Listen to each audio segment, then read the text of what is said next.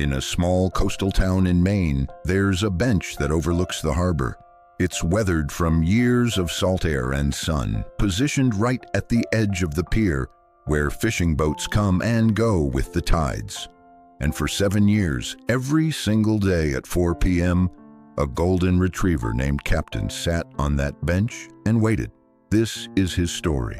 Captain belonged to a fisherman named Thomas Gray, a widower in his 70s who had spent his entire life on the water. Thomas had found Captain as a puppy, shivering behind a dumpster during a winter storm.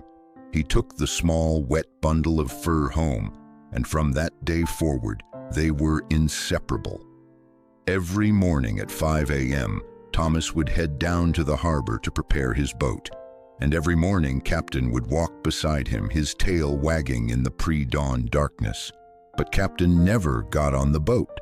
Instead, Thomas would scratch behind his ears, look him in the eyes, and say the same thing every single day. "You wait here, boy, I'll be back at 4. And Captain would climb up onto that bench, the same bench always, and he would wait. The locals got used to seeing him there, the golden retriever with the graying muzzle, sitting perfectly still, his eyes fixed on the horizon where the boats would eventually appear.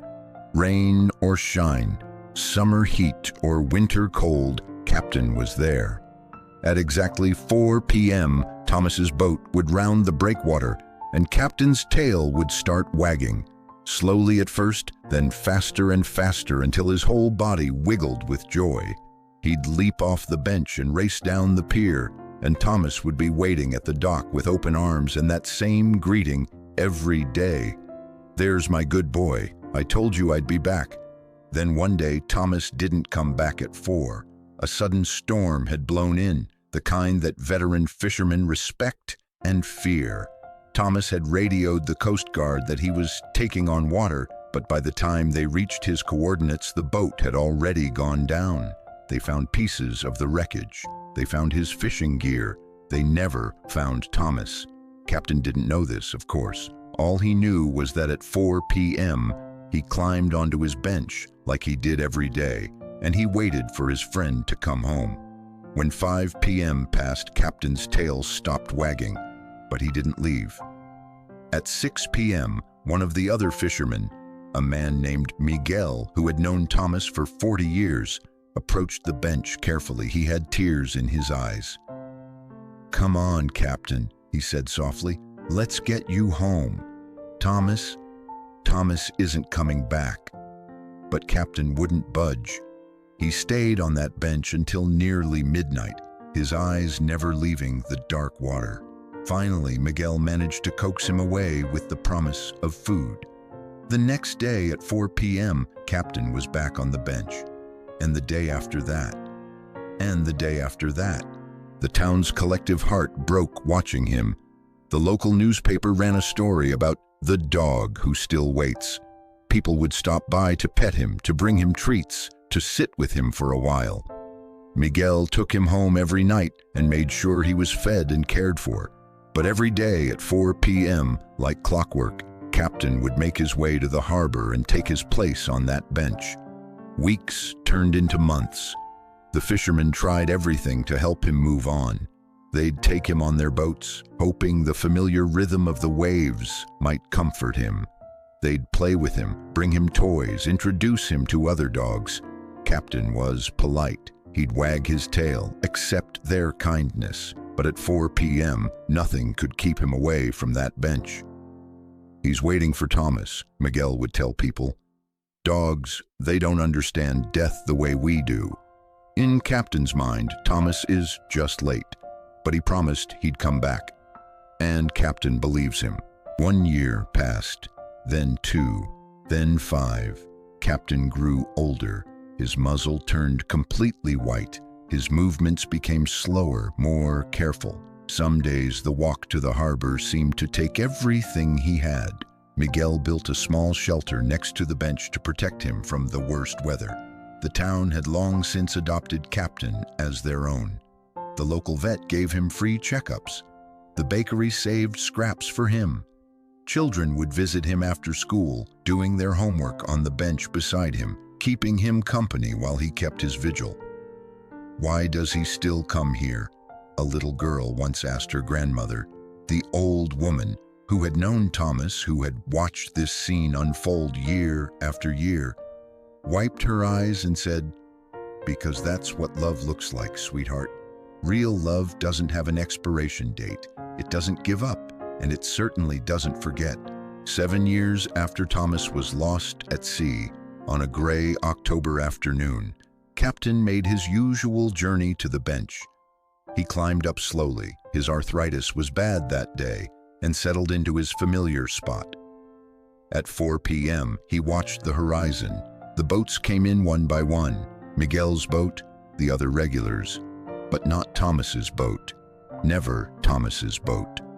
As the sun began to set, Miguel noticed something was wrong. Captain hadn't moved. Usually around 6 p.m., he'd climb down and Miguel would take him home. But this evening, Captain remained perfectly still.